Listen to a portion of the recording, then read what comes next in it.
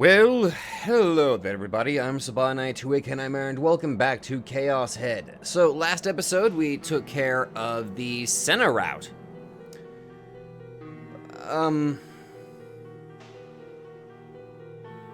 I will admit, it's the ending that got me the most. The ending reveal, and I know that is definitely Momose's voice. That has got to be her voice. So, I'm having a hard time trying to get my thoughts, like, properly conveyed with how everything did. From the fact that the cheat code was taking the form of a baby, it made things so much more horrifying and just terrible, especially with how it fucked with our main characters' mentalities.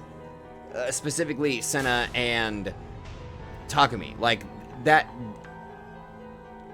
especially tormenting towards Senna, who almost, whether it was immediate or not, took to the child as if it were a replacement for the sibling that she had lost. Like, she couldn't even bring herself to harm this supposed cheat code that had taken this child's form. Meanwhile, Takumi was, I found the phrase, tunnel vision.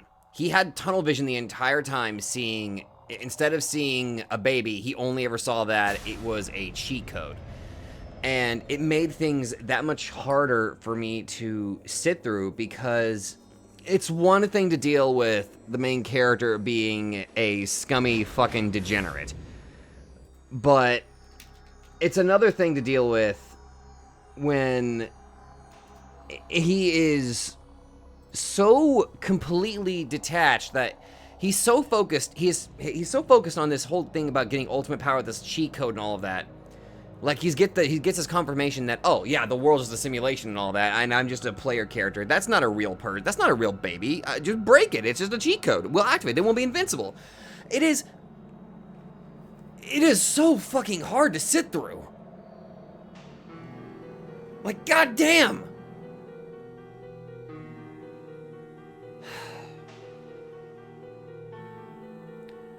But nothing tops that ending. Just that ending of Momose in the bat, like, that was her voice. I refuse to believe otherwise. That was definitely her voice. Oh my god. Anyway, once again, we got the dynamic duo commenting, so I figured I'd go ahead and go over these real quick. First off, from Emiya Yukido. Well, that just happened. Where to even begin? Believe it or not, my first guess for the cheat code in the previous video was a baby. Not because I'm some kind of genius, but precisely because of the baby in a coin locker concept. I don't know if it ever happened in real life, but I've seen it in at least one game that I can think of where it's a big plot point. Yeah, that's a little bit... that's a little bit concerning. Won't name it, but it's not some obscure VN or anything. It's from a pretty popular series. Ah. Plus the fact that they were told to destroy it to activate the cheat code made me go, it's totally going to be something they won't want to destroy. Yeah, I realistically, I probably should have, I really should have realized that. And a baby fit very well. Yeah, like, when you see a baby, the first thing you don't want to do, you don't want to fucking hurt the poor thing. And yet, I was still pretty surprised they actually did it. I thought it'd be Senna's sister, but I guess it's a random baby, which works too. The game keeps being very good at making me question what's real and what isn't. I was pretty convinced that the committee was telling the truth about the world, but this so-called cheat code felt more like having to kill a baby, and being near death made Takumi awaken and get his D-sword. Yeah, that's what I was thinking too. Like, it wasn't the baby, it was him being near death that made him finally awaken. But then that ending came out of nowhere. What I love about it though, and this is absolutely what this route, in a way, maybe the whole game is about, is that it doesn't matter. Even if everything was fake and fiction, as long as we perceive it as real, it has value. In a world that keeps getting crazier, and with more and more people falling for conspiracy theories, Senna's case is interesting. She was right about a lot of things, but that doesn't mean she was right in questioning everything because it led to her apathy. There's some important nuance there. It's not good to trust everything, but you can't doubt everything either. You have to separate truth from fiction. Even if something it seems impossible, you have to do your best. Thanks for coming to my TED Talk. Well, thank you for having your little TED Talk. And remember, Fuck Sua, but not the grim way. Jesus Christ, man. But yeah, the whole thing about how, like, well, not really saying it doesn't matter, but it's the perception deal. And I feel like another comment that kind of goes up with this is our boy Time Axis. Last episode, Hatano said something like, don't overthink things. The world isn't as complicated as a conspiracy theory. It's much simpler than that. That's what I think this route was about. How easy it is to just believe nothing, which in practice ends up being the same as believing everything, as it puts all possible truths on a level playing field. I may have to go through that route again just to get a better handle of it, but I just want to say thank you both of you for your excellent, helpful comments. Now, here we go for the next route. So, honestly, I probably won't do, because like there's like 2 routes left after this one. The bad ending and an ending called Blue Sky. Which, okay. Anyway, I'm not gonna look at that. Alright, so according to this, the Rimi route takes place Chapter 1 at the I Felt Bad. Oh boy, here we go. Okay, fascinating that apparently right here is where it is. I felt bad about turning Misumi-kun down since he seems so excited about it, but I really do not want to go. Okay, so I need to be positive on this one, huh? Alright. Alright, here we go. I felt like it should have been obvious to him how much I didn't want to go and see a puddle of blood and gore. It would have been way too much for me. It wouldn't be like a haunted house or a horror movie or something. People had actually died IRL, and the killer was still on the loose. So whoever the murderer was likely to be, I'd have liked to be anywhere but there. So that's how you spell I'd have. Still, I was curious about the murderer. What could have possibly been their motive? Were they just a psychopath that committed crimes for the hell of it? Yeah, that was probably the most reasonable explanation. Well, whatever, it didn't really matter to me. I mean, I was a serial killer too, and even though I'd killed hundreds, people still treated me like a hero. That was an ESO though. Just goes to show how much better the 2D world is. Anyway, as I tried my hardest to turn down Misumi-kun's proposal, I imagined myself like a brawler straight out of some fighting game. A psycho killer. Huh. If I run into a guy like that, I'd turn him into mincemeat. In my delusions, I could kill or spare anyone I wanted. But the people who actually tried to live out those sorts of delusions were idiots. Didn't they know that real-life actions had real-life consequences? Even the new-gen killer would be caught eventually, and then they'd rot in prison for years, decades even, just waiting to be sent to the gallows. If I could say one thing to them, it'd be... What a pity. You really should have kept your delusions to yourself. Oh? What? Ayo, huh? Okay. I went out to buy myself some dinner. I took the road I always use to get to my local convenience store. It was only a 3-minute walk from my base. I'd walked down this dirty alley more times than I could count. But for some reason, walking through it today, I couldn't help but feel as if I'd stepped into another world. The alley was the same as ever, but it felt like it was the first time I'd ever set foot in it. Familiar, yet new. Like the opposite of deja vu. I'd researched the phenomena online before. The name of it was apparently Yame-vu. Yame-vu? What's more, the stench of rotting garbage was lingering in the air. Lingling. The moisture in the atmosphere was so thick that, if I hadn't known any better, I'd have assumed that it had just been raining. The air was like syrup on my skin. I heard a sound. The faint sound of something dragging across the ground. I stopped in my tracks and listened closely. It sounded like it was coming from up ahead, from somewhere down the alley and around the corner. Without any street lights or lit up windows, it was pitch black down there. No matter how hard I tried, I couldn't see a thing. It was strange. This was modern-day Shibuya, a place that, along with Shinjuku, was known as the city that never sleeps. So, how could there still be places that were this dark? It almost felt like the entrance to a haunted house. Actually, there was one very large distinction. This darkness wasn't man-made. It was real. I didn't want to go any farther. Nothing good would come from it. My brain set off every alarm bell it could, trying to prevent my body from taking another step. But for some inexplicable reason, my body stepped forward anyway, as if drawn to that repeating sound. My fear urged me to stop, that something horrible would happen if I kept going. My heart started racing. My forehead was slick with sweat.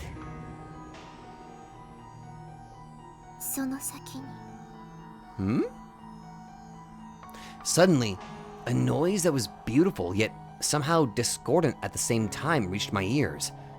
A voice, garbled by static. Before I knew it, someone had grabbed my forearm. It was all too sudden. I panicked and tried to scream for help, but all that came out was a puff of air. Terrified, I tried to force my body to run away, but it wouldn't listen. I couldn't move an inch. I looked toward my arm, and the hand of the thing that had grabbed me came into view.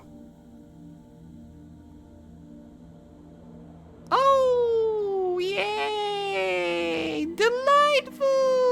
Mummy! It's the broccoli man! It was dark green, with skin taut like a mummy's. Countless veins protruded from the surface. It didn't even look alive. To be honest, it made sense that I couldn't move. Going all deer in the headlights was a natural reaction to what was happening. What was surprising to me, though, was that the voice in my ear was so soothing that the fear swelling inside me was starting to vanish. The broccoli man's trying to protect me. A serious yet gentle voice. I slowly looked over my shoulder. The first thing I noticed was the Sume Academy emblem, the same emblem you could find sewn onto the chest of each and every Sume uniform. Then I noticed that the person was wearing a skirt, which meant she was a girl. But I didn't have the courage to look at the most important part, her face. She was standing way closer than I was expecting, so I couldn't bring myself to face her.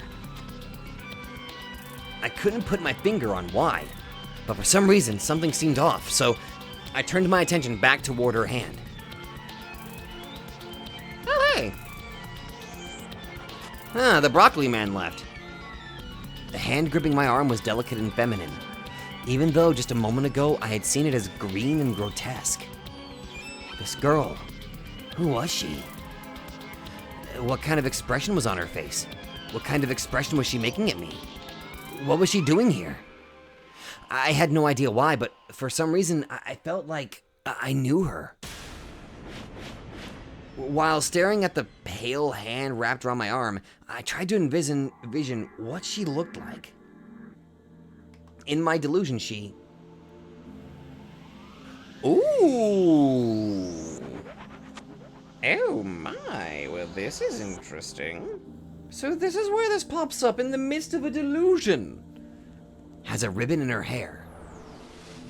Rimi, this is... yes. Is wearing glasses. No. Is wearing over-the-knee socks. Yes? Is wearing a long skirt. No. Is making some sort of salute at me. Yeah, that sounds about right, yes. Snap! Discovered Rimi's story. In spite of all my questions, I couldn't manage to get a single word out. I simply hung my head in silence. At some point, the dragging sound had stopped. And in its place, there was a smell coming from her body. Oh. The stench of blood.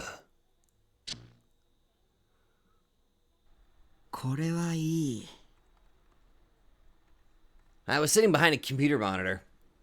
I chugged down a cola to contain my excitement, then leaned back in my chair. That had been one hell of a delusion. I especially like that mystery girl. I might give her a name and flesh out her personality in future delusions. I let my imagination run wild like this all the time. Usually I'd go on to cast an existing character as the girl, such as Seiratan, so I might as well do that here too. Actually, Sarah didn't quite fit the vibe of that mystery girl. Well, at any rate, it was a lot of fun mixing together 2D and 3D in my delusions. I was the god of the world inside my head. And there, everything bent to my will. I said that to myself as if I were at my base, but then I remembered I was at the internet cafe. I quickly covered my mouth. I quietly peeked outside. It didn't seem like anyone had heard me just now, so... Oh, there we go. Now we're skipperoonie. Never mind. That didn't take long at all. I was about to say, okay. 2 hours prior. Oh? The light of the sunset bathed a hospital room in a vibrant orange. All was silent as if time itself had stopped. Only a single person was present, completely still as if asleep. Sat a boy in a wheelchair. It was around the time of day where one would find nurses rushing around the hospital serving patients their dinners, and yet no such signs of activity made their way to the room. A moment later, the silence was broken by the sound of a door opening. Hi, Rimi. A lone girl entered the room. The boy in the wheelchair lifted his head to acknowledge her, but did not speak. For a moment, the girl hesitated at the entrance. Looking around the room, she could sense a faint aura of loneliness emanating from it. Can we just say that is actually a very nice outfit she's wearing? The drab-looking room was minimal in size and reeked of disinfectant. This was where the two of them spent their days. An isolated location eternally unknown to the rest of humanity. Not a single soul, be they a doctor, nurse, friend, or relative, ever came to visit. The boy and girl rarely exchanged words with one another. The boy had been hospitalized, and for a whole year been comatose. Only just a month ago had he awoken. The girl had been essentially using his room as a place to stay. However, as much as she did trust him, their relationship had nothing to do with any sort of romantic or sexual attraction. Her only goal was to repay her debt to the boy. Nothing more, nothing less. The boy was intentionally cold and distant, having even told her not to return once before, but yet, all the same, she remained. This was in part because she had nowhere else to go. During his coma, she had been his lone caretaker. The couch in the room had become her bed, and even now, after he had awoken, she still used it as such.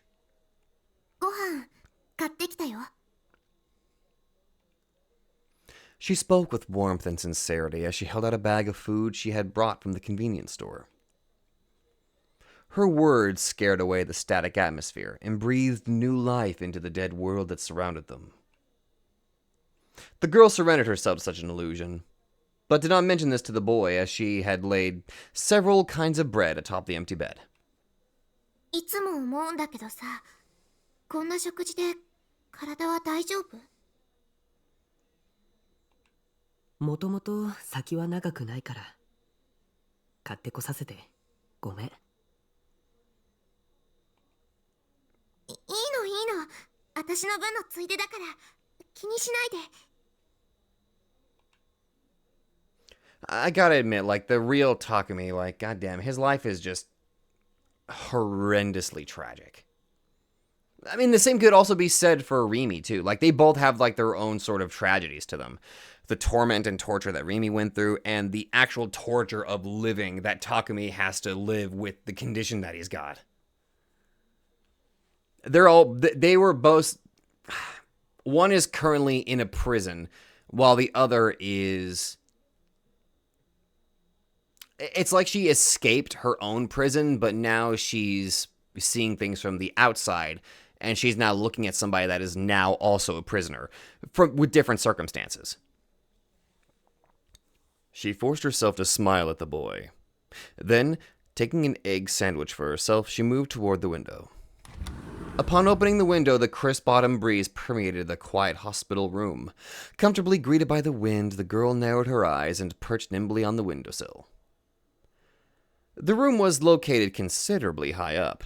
Imaginably, falling would mean certain death. This, however, hardly mattered to the girl, who simply took a hearty bite out of her sandwich. The boy in the wheelchair paid her no heed. He did not even attempt to reach for the bread laid out on the bed. ねえ、もう一度聞くけど、本当に彼を覚醒させるつもり？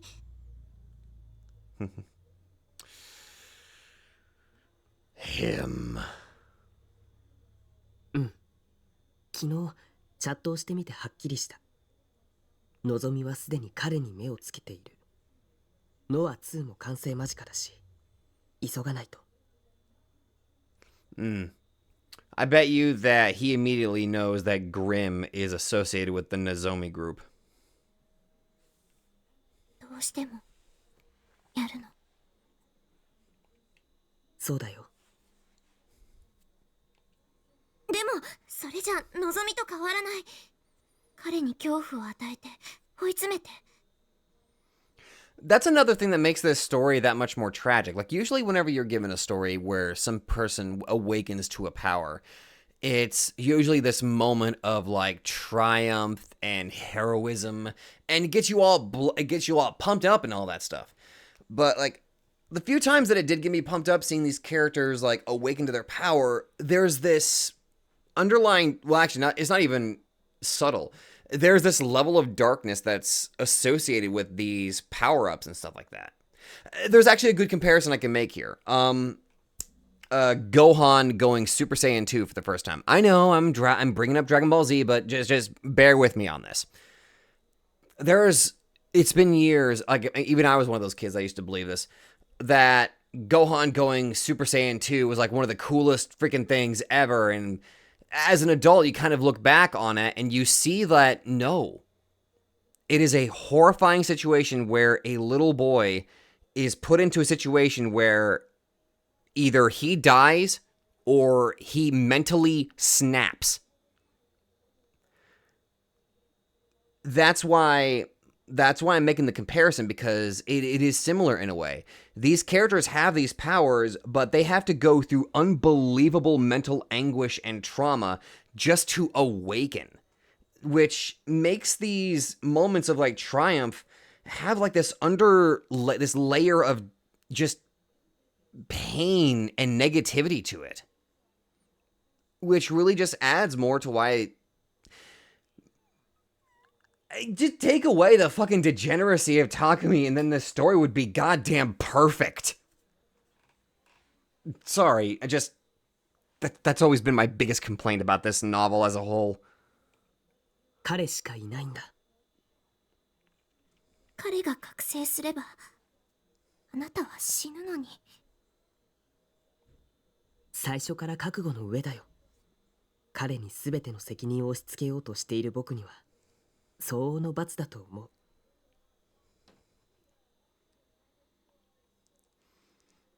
The girl kept her gaze focused on the setting sun, not daring to look over her shoulder at the boy.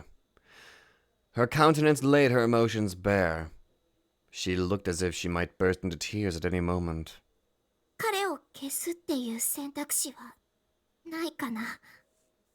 And then there's this option, erasing him because she has like this idea, like if we erase him, then that'll extend this Takumi's life. そうなったら僕はまた1年以上昏睡する覚悟で新しい僕を生み出さないとね。その頃にはノア2は完成して世界には絶望が溢れているだろうけど。Despite his gentle tone, his words were laced with a touch of cynicism. Upon hearing them, the girl couldn't help but let out a sigh. 私はあなたのやり方には反対だな。ノア2を完成させるわけにはいかない。そうだけど、彼の立場を考えたら悲しすぎるよ。It is. It is legitimately sad. It is tragic what they have to do. Either they do this or the world's over, basically. それに、あなたが自殺しようとしているのをむざむざ指をくわえて見ているわけにもいかないし。自殺じゃないよ。私が何とかする。Will you, though? That's the real question. Will you? The boy finally moved a little, taken aback by the girl's abrupt yet resolute words. なんとかって？ Finishing off the last of her sandwich, she stepped down from the windowsill, then turned to face him. Then, for some inexplicable reason, she snapped into a pose resembling that of a salute. 私が望みから彼を守る。そうすればあなたは死なないから。それじゃあ彼が生まれた意味がなくなるし、何の解決にもならない。ノア2が。ノア2も私が何とかするって。As much as I trust you, Rimi, you can't. Not by yourself. 君には無理だよ。もう決めたの。私はあなたを守るためにあなたと対立します。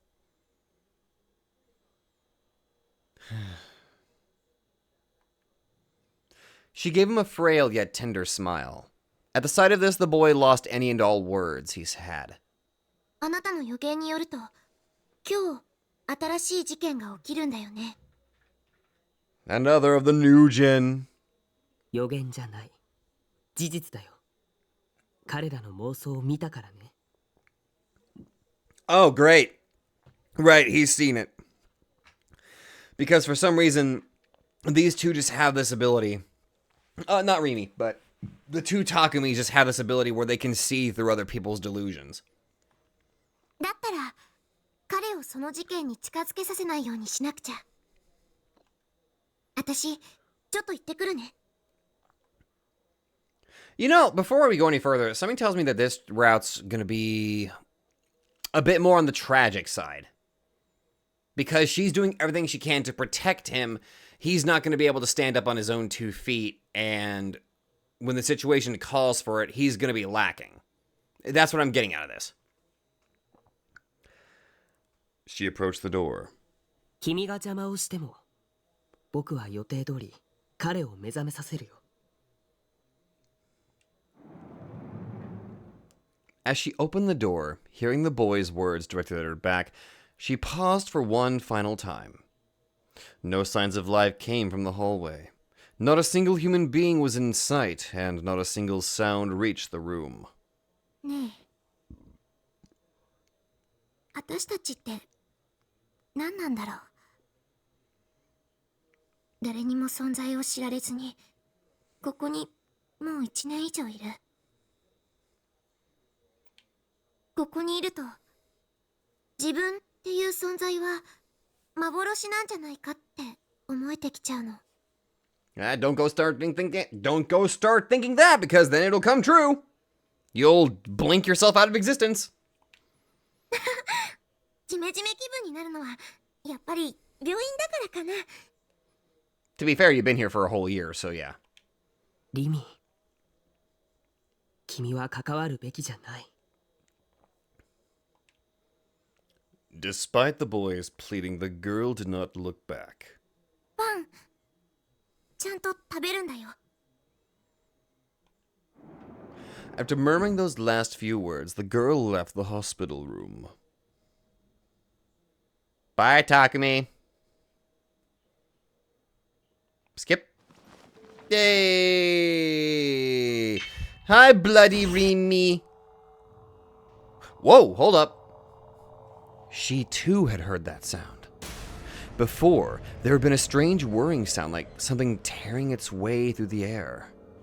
Soon after she heard it, she discovered its origin, a rucksack worn by a nearby suspicious-looking person.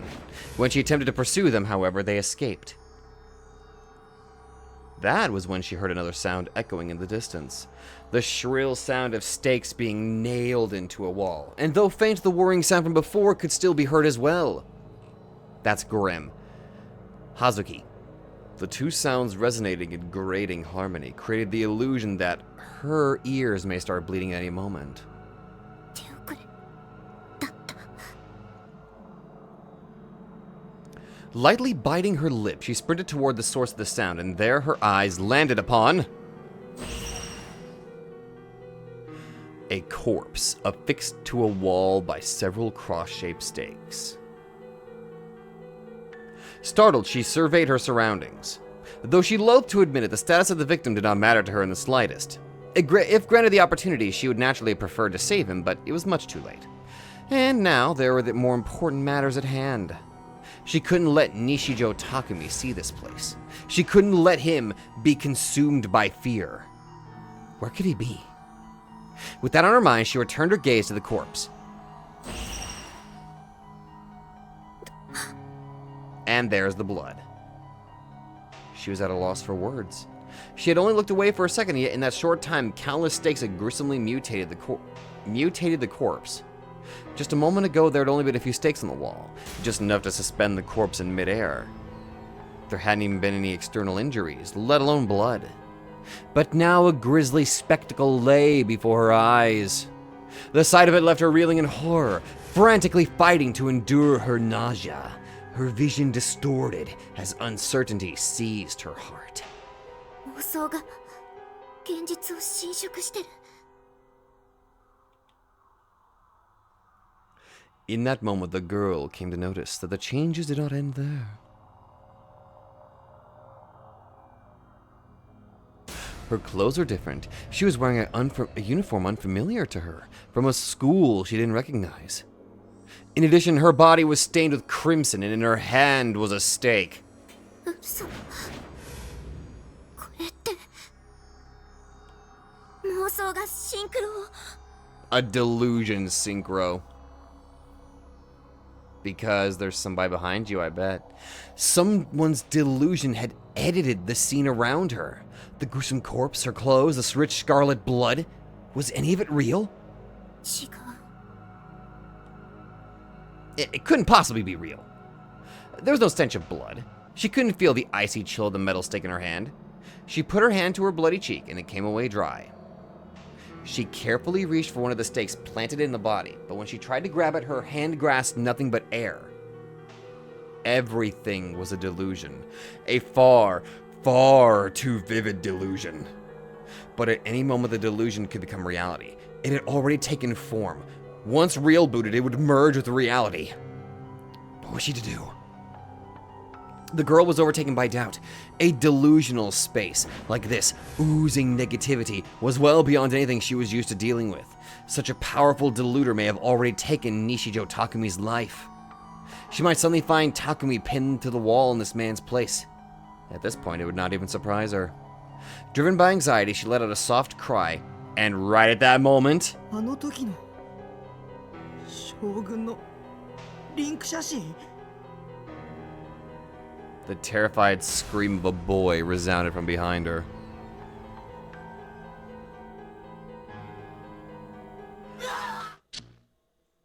Oh, that little addition was so good. So she wasn't a delusion. She was there. It's just that, unfortunately, well, She got edited.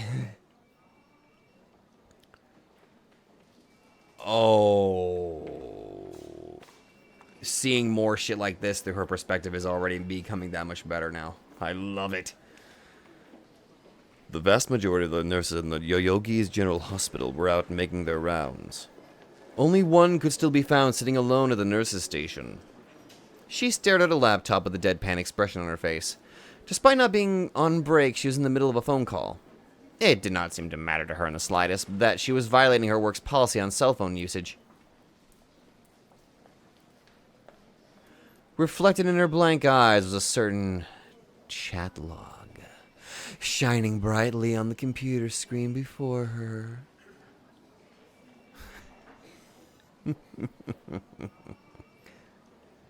ええ、そう。現れたのよ。西条匠が。間違いないっすか？ Hi, Sua. 多分。 Speaking on the other end of the call was a man. It was clear from how they spoke to one another that the conversation had nothing to do with work.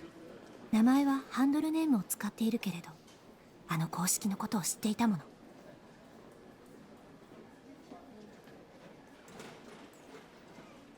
ログをコピーして送るわ。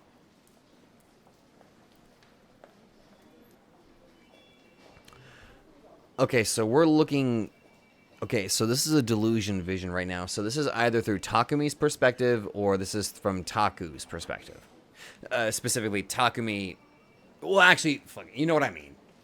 You know what? Make it easier. This is either from Shogun's perspective or Takumi's. With a mechanical flick of her wrist, and the nurse moved the mouse with the intention of copying the log. However, she suddenly stopped. Her brow furrowed. ら、どうしたんす？ The nurse ignored the man's question, narrowing her eyes as she brought her face closer to the screen.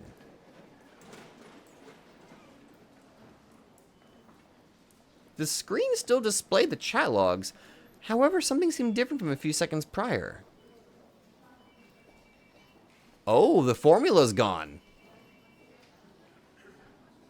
Oh.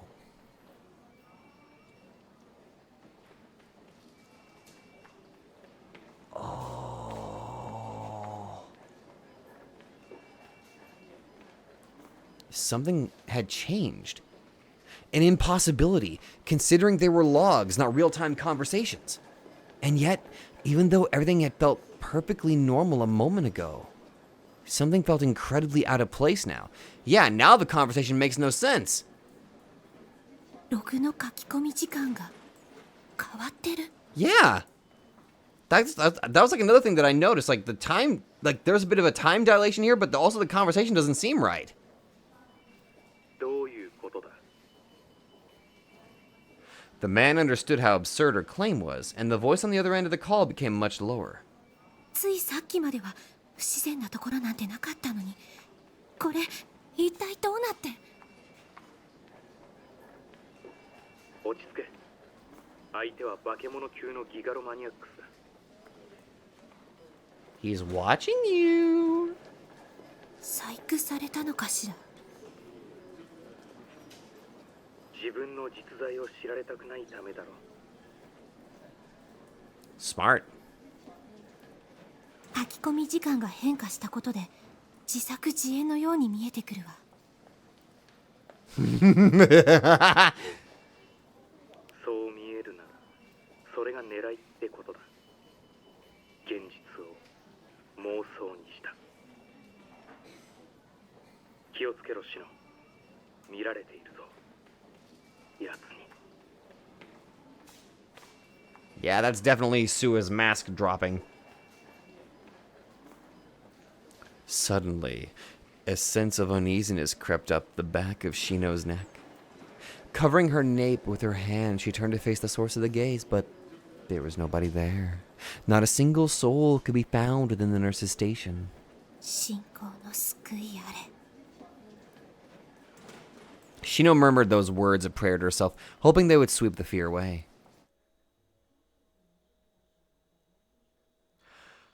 Oh, that makes things so much more entertaining.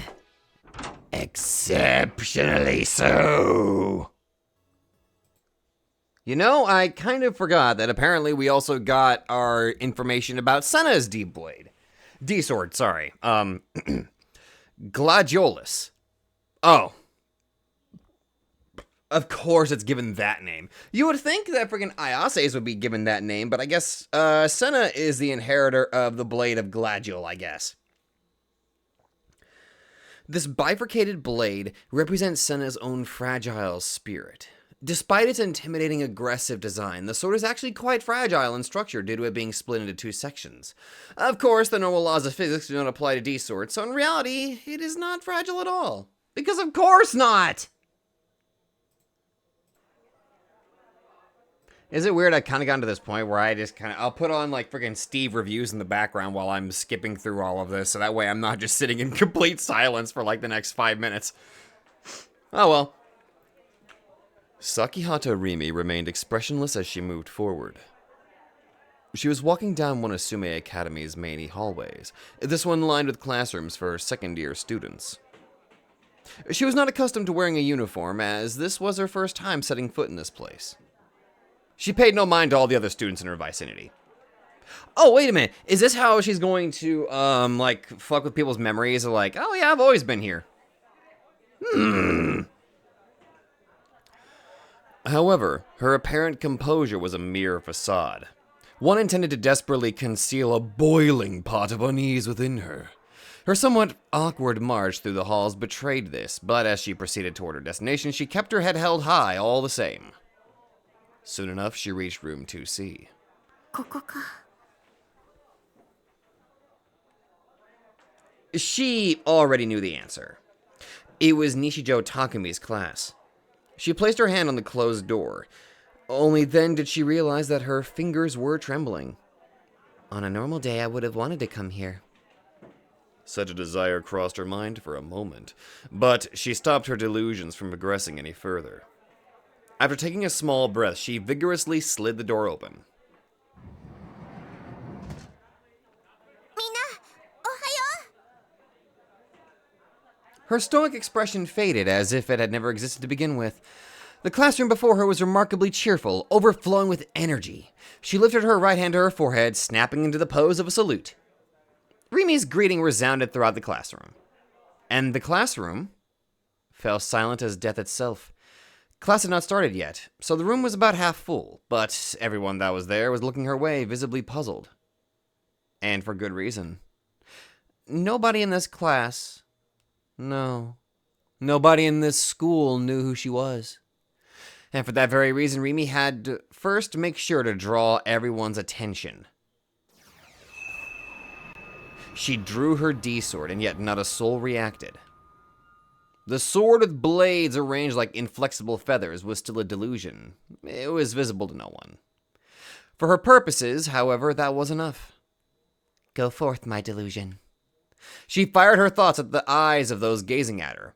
Then, as if it had somehow been planned beforehand, everyone blinked in unison. And then, all at once, the room's frozen atmosphere thawed. Rimi looked around the room once more, and then a smile formed on her face. う。おはよう。おはよう、咲畑。 There it is. おーっす。リミ、朝っぱらから声大きすぎ。 And like that, they all know who she is. もっと静かに入ってこいよな。 One after another, each student spoke to her like they had always known her. Even though until mere seconds ago, they had never seen her before. But it was different now. Rimi had planted delusions into them. Delusions that soon attained mutual recognition. Recognition that Sakihata Rimi is a student at Sume Academy and is a member of Class 2C. 2 days prior, she had tested this trick on Nishijo Taku, but it had proven to be not very effective. As a result, she had been worrying over how exactly it would unfold when she tried it here. But it seemed her anxiety had been unfounded. After seeing the smiles of her chattering classmates, she heaved a sigh of relief. She recalled her D-sword, then approached an empty seat from a vacant row in the back of the room. The desk was another delusion she had created. She placed her bag down, but rather than sitting, turned to face the boy approaching her. よ、リミ。 Hello. よ、ミスミ大輔。ミスミ大輔。ミスミ大輔。 Rimi spoke his name 3 times to ensure her certainty. なんで3回言った？しかもフルネーム。そういう気分だったからだよ。大地。 Misumi was Taku's friend. In addition to being quite handsome, he clearly put care into the way he dressed. Rimi did not know how his friendship with Taku would come to be. Perhaps Takumi was responsible, fabricating this friendship through delusions? Or perhaps Misumi and Taku truly had formed a genuine friendship on their own with no outward interference. We have evidence to suggest that they probably didn't have a natural friendship. I'm pretty sure it was outright confirmed because of the phone call that we see through Taku's perspective. The cause mattered not. All that mattered was that he and Taku were friends. Rimi's delusion had already implanted fresh memories within him. タクは？まだ来てねえな。っていうか、今日はあいつ来る日か？多分ね。さすがタクの保護者だな。あいつのスケジュールをちゃんと把握してるなんてよ。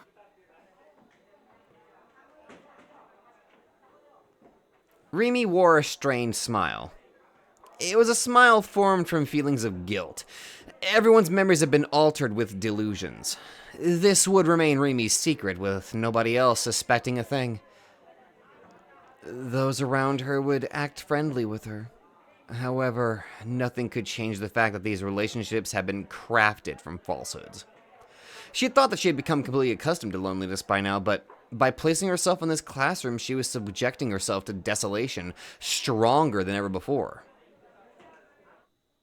Yeah, a false friendship with a bunch of people that have fake memories of you. That's just depressing. That's like insanely depressing. All right, we're back now with our homeboy Takumi. Yay! And we are now at the beginning of chapter 7 and already have ourselves something different here. Standing in the center of a dimly lit room, Sakihata Rimi hung her head, remaining deathly still. The room's owner, Nishijo Taku, was not currently present. He had not locked the door before he left, so Rimi had easily been able to enter. She checked the time on her cell phone. It was nearly 10 p.m. Is Taku still at Scramble Crossing? If she had been able, she would have helped him straight away. She had already attempted to once before, but the closer she had gotten to Scramble Crossing, the denser the crowd had become, and eventually she'd have been rendered unable to move. In the end, the Esper Boy show had concluded before she had reached O-Front. It was then that she had heard Takumi's voice. He pleaded with her to return Nanami's hand. It was not often that Takumi would ask Rimi for a favor. Nozomi had kidnapped Nanami, and they were currently subjecting her to all manner of torture. Takumi had been able to locate her using his mind-reading abilities. As she and Nanami had been acquainted in the past, hearing this news broke Rimi's heart. A cardboard box sat on the sofa. Contained within it was a cell phone, a petite bangle, and Nanami's severed hand. The sight left Rimi at a loss for words. Concern, anguish, and sorrow overwhelmed her. All at once, memories of her own past hardships flashed through her mind. Forcefully biting her lip, Rimi stared at the hand for a few moments. And then with a deep breath, she gently closed the lid of the box, sealed it with duct tape, and left the room with the package in tow.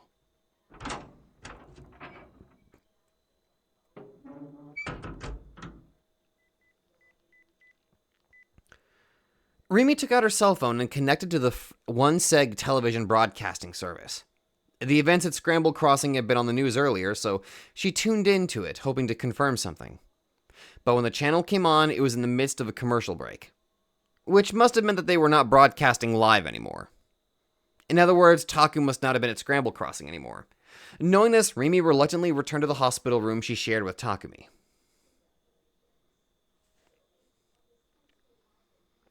The lights were off. The room was as pitch black as when she had left it. The bed was empty, as Takumi was sitting in his wheelchair instead, something that Rimi had become accustomed to. ナナミの腕は持ってきた。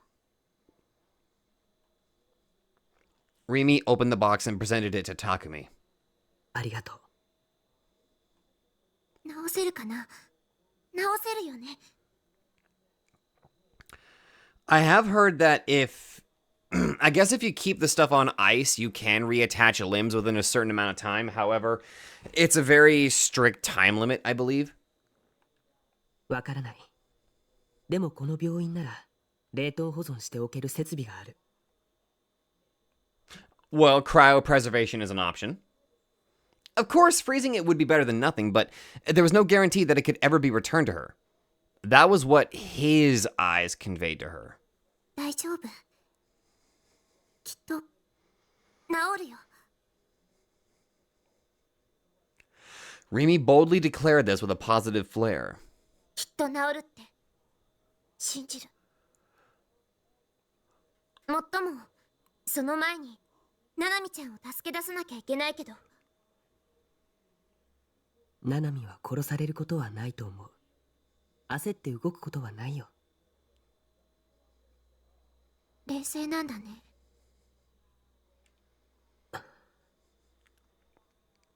ごめん、今言った言葉は忘れて。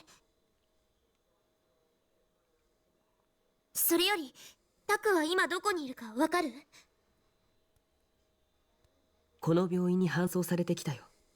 精神科の病室で眠ってる。 Okay, so that's right. That's where he is right now. そうなの？ Rimi's eyes widened and she immediately burst out of the room.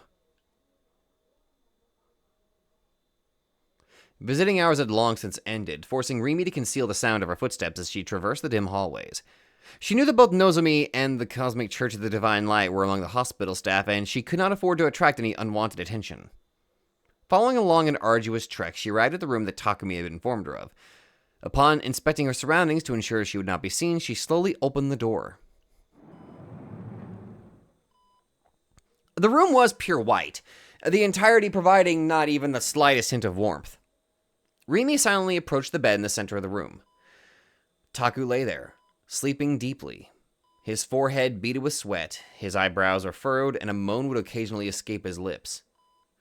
Rimi reached out toward Taku's cheek and gently caressed it. ごめんね。あなたを守ってあげられなくて。 Unable to withhold her emotions any longer, she whispered that into his ear. Aww.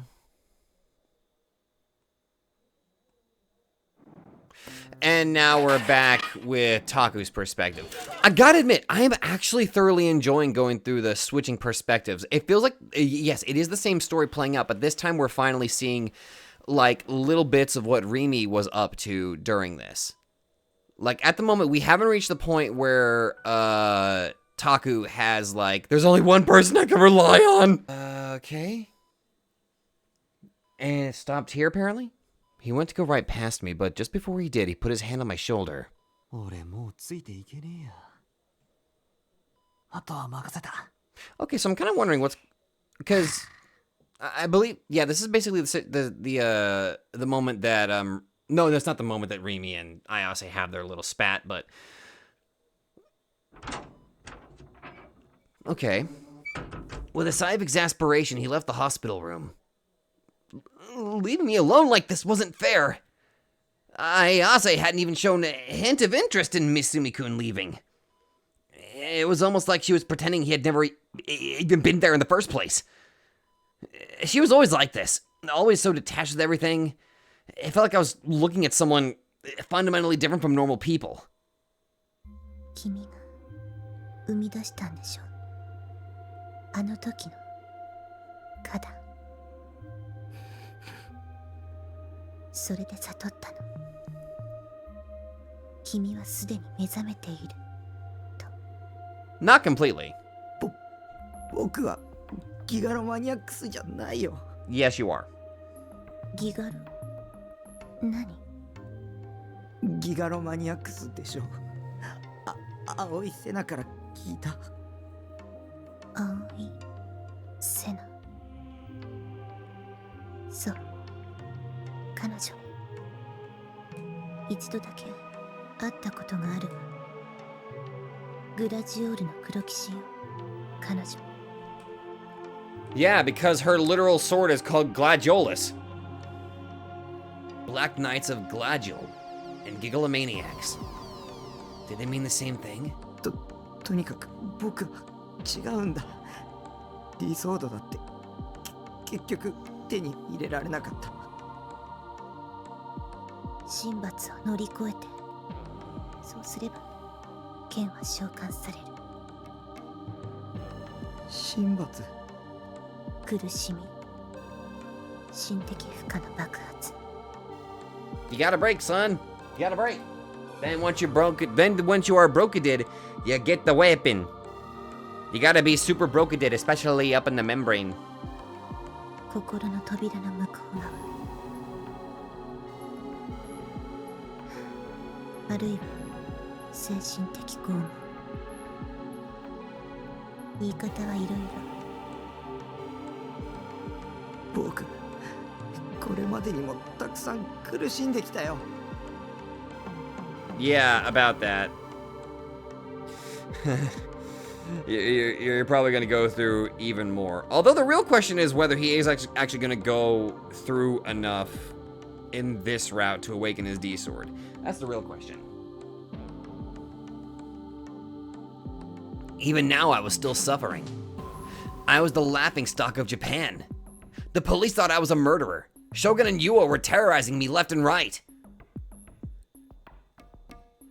And everything with Nanami. 私は精神病院にいたわ。子供の頃の話。I already knew. I'd seen it online, but why was she suddenly bringing it up? そこには5年弱いた。私の心はとても弱くて、だから攻撃した。周囲にあるものすべてを。同時に自分のことも。 Ayase's voice was a faint murmur. The girl that sat in front of me wearing pastel pajamas and tracing the creases on the sheets with her fingertips showed no signs of the strength she'd once had at the concert. The Ayase, the Fez from back then, had she even been real? 私はよく窓ガラスを割っていたの。 As one does. 問題児ね。 Oh, yeah. A faint smile formed on her lips. 割れたガラスの破片。そこにいつもぼんやりと見えていた。何が？剣が。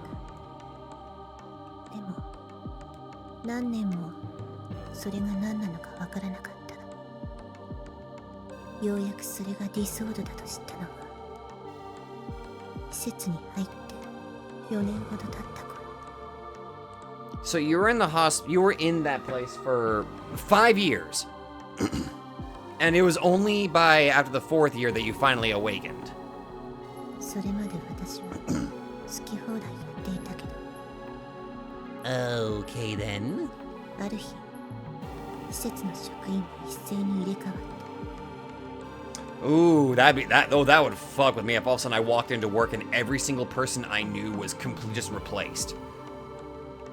私は何ヶ月いろいろな拷問をされて心が壊れてしまう間際に大いなる意志の声が聞こえてやっと召喚できたの。拷問って？それが神罰だった。邪神を打ち破る力を手に入れるには純粋なる邪神が必要。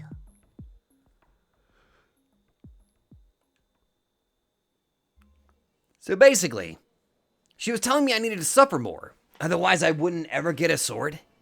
If that was the case, then fuck that. I didn't want to experience any more pain. I'd already been broken down over and over again. I just wanted to be left alone. At my wit's end, I felt the urge to scream and shout, but Ayase's voice didn't allow me to, because it skipped. So there was a little bit of new dialogue there. Okay. Duly noted. Duly noted. Now the real question is when we're going to get more new stuff. Well, we'll have to wait and see on that one, won't we? Yes. Skip. Hey, yo, hold up. Okay, so this is the moment that Aoi Senna attacks us. Well, I guess specifically, and while Rimi was with us. All right, coolio, got it. Aoi-san's... Oh, that's right, we're in Rimi's perspective now. Aoi-san's eyes shot wide open at the sight of my D-sword. Her blow had been fairly quick, but stopping it had been hardly any trouble. Our D-swords resonated with one another, releasing a shrill cry that enveloped the two of us. I could feel Aoi-san's negative emotions, her fury, her hatred, coming forth from her D-sword. 先畑さんもギガロマニアックスだったのら。Behind me, Taku sank to the floor in shock. In that state, it would be impossible to get him to escape at this point, so I had no choice but to deal with Aoi-san somehow. その男が何をしたか知っているのか IR2 という公式を知ってるよ。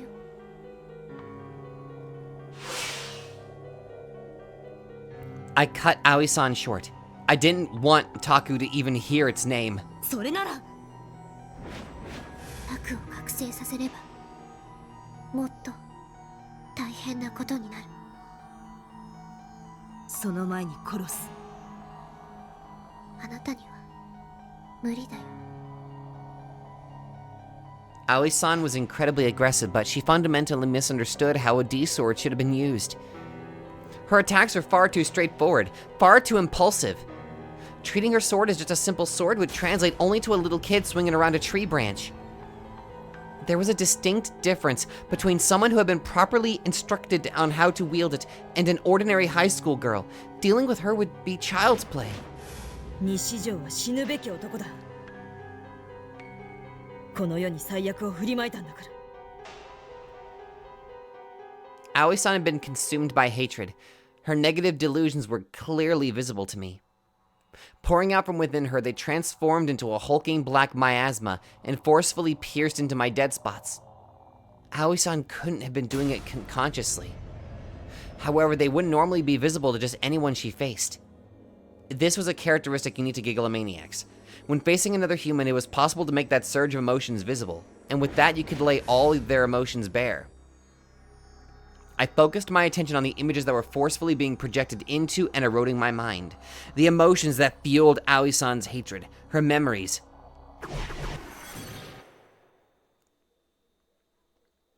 I could see them. Her pain, her sorrow, her memories of the past that tormented her.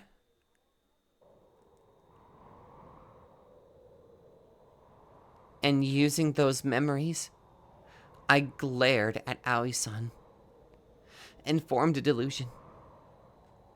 I fabricated a fictitious scene that would twist the knife in her wounds. A shudder ran through her body. Slowly lowering her sword, she then froze completely.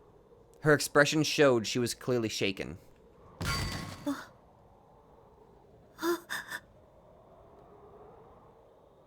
Her eyes were empty. She was no longer looking at me, nor reality. She was now inside the delusion that I had fabricated, but I had just given her a cue. The rest of the story was of her own making, guided by her own obsession. And now Aoi-san could no longer fight.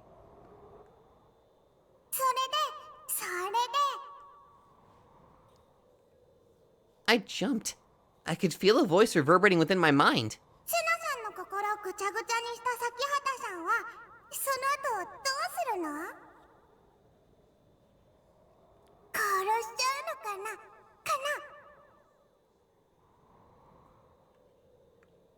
I looked over toward the container house. もしもね、殺すって言うんなら A sword of many facets. An overwhelming sense of corrosive misfortune. A pure, unadulterated savagery. And a destructive nobility. It was Orihara-san's D-sword. 先畑さんのこと悪い人リストに入れちゃうならリストにね入った人はきっと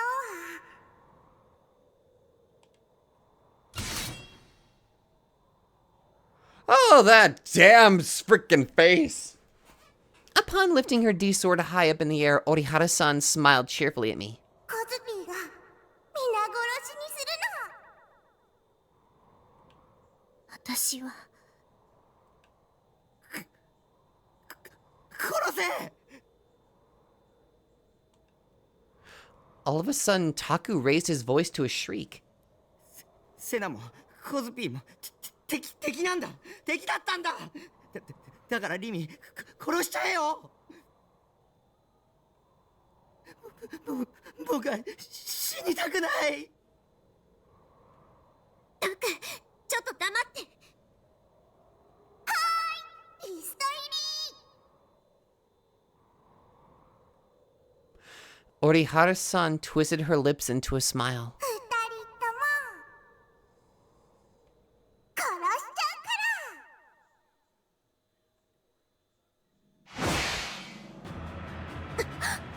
ら Okay, this is bad! It came like a storm. The sheer speed at which she charged at me was simply inhuman. I was taken by surprise. Orihara-san's D-sword came down on me like a stake being pounded into the earth. I immediately jumped back, but the impact was so strong I was blown back anyway. I somehow managed to land on my feet. Next came a horizontal swing. I tried to deflect it with my sword, but I failed. I ended up taking the blow head on. My arms went completely numb. 死ね死ね Oh no, that's bad! Orihara-san charged at me with unbelievable strength. I had no room to counterattack. How was she so adept at fighting? Despite her small frame, Orihara-san swung her giant D-sword around with no issue at all. Her footwork was wild and unsteady. Each step she took was incredibly unstable. Her feet were barely touching the ground. Rather than she being the one swinging the sword, it felt as if the sword was swinging her. 先畑さんもたくみさんも悪い人だったんだね二人とも殺しますタクは殺させない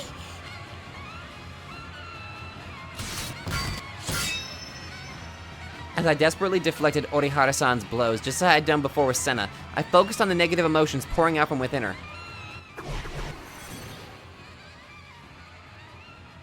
The image that appeared in the back of my mind was a mirror. Wasting no time, I sent that delusion into Orihara-san's dead spots.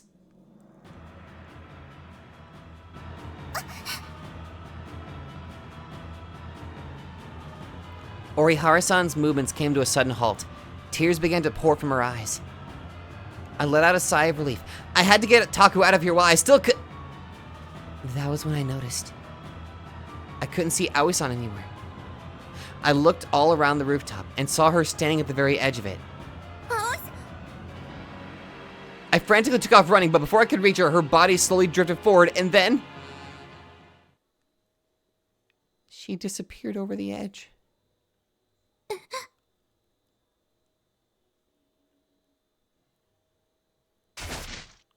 Oh my god!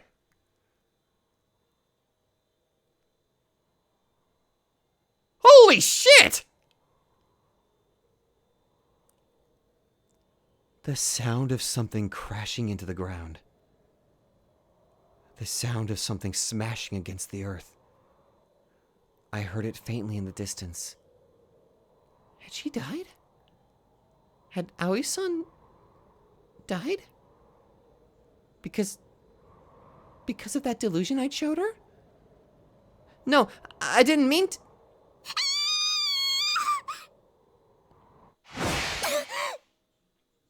A fierce blast of wind came from behind me. The impact was tremendous. It felt like I'd been hit by a truck. I felt my brain being shaken around inside my skull. Unable to brace myself beforehand, I was sent flying. I hit the ground hard and a sharp pain shot through my entire body. I hadn't been cut in any way, but I had taken an extremely hard blow from her fiendish D-sword. My vision was intensely blurry.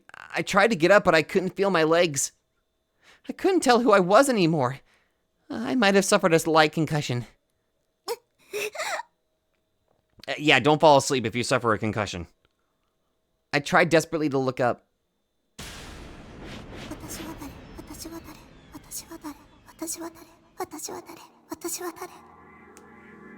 Okay, this is bad. This is really, really, really, really, really bad. Orihara-san was staggering around, cradling her head in her hands. She violently shook it from side to side. Had the delusion I'd shown her made her lose sight of who she was?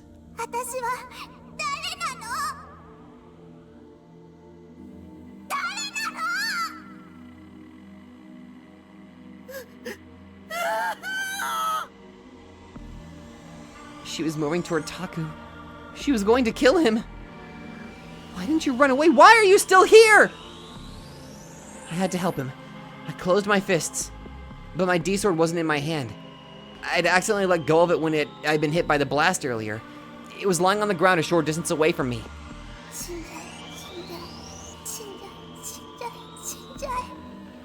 Oh yeah, everything's bad. Everything's real bad.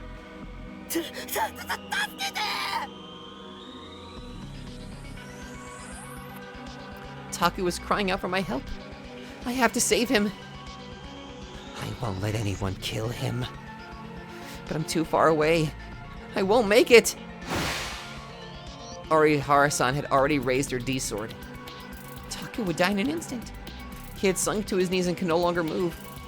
In less than a second, he would literally be crushed by her D-sword. I have to save him. No matter what I do, I won't make it. Numerous voices surged within me. My thoughts grew erratic. Countless me's pierced me with their gazes from inside my head. Countless me's whispered with their mouths. The whispers continued to cascade, pulling together into a violent flood of voices, each one gnawing away at any and all reason I had. I desperately stood up, but I couldn't do any more than that. I won't make it.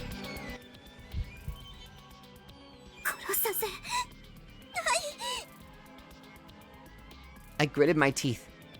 Taku's going to die. Kill her. Kill Orihara Kozue. If I can protect him, then nothing else matters. No, it's not like that. Kill her. Wouldn't it be better if Taku died here? Kill Orihara Kozue. Kill Nishijo Takumi. That's the wish of both Sakihata Rimi and Takumi, isn't it? You're wrong.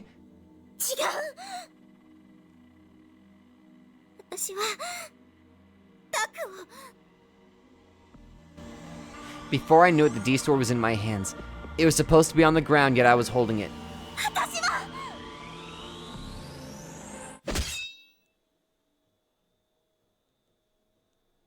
I felt the sensation of gouging flesh. I didn't know how I'd close the distance between me and Orihara-san, but when I looked, I saw that the D-sword I'd been holding in my hands had sunk deep into her delicate back.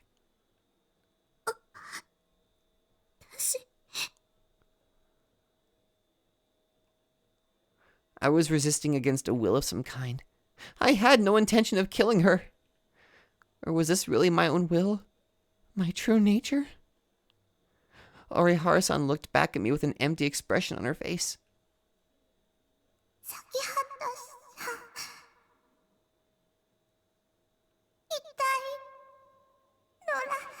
Oh, don't say that, don't say that, don't say that, don't say that. Oh, God. This is wrong. I don't want to kill her. If I don't stop, she'll... My D-sword wriggled and squirmed. As if it had a will of its own, it trembled with the joy of taking a life, the delight of bathing in blood. I frantically shook my head in denial. My D-sword's wings, its fangs, creaked loudly as they bored into Orihara-san's back. Even now it was trying to gnaw into and tear her apart. ダメだってば。 I tried pulling it out, but I couldn't. I couldn't move. I couldn't even let go of my D-sword. Orihara-san coughed up blood, and when it landed on my sword, dyeing it red,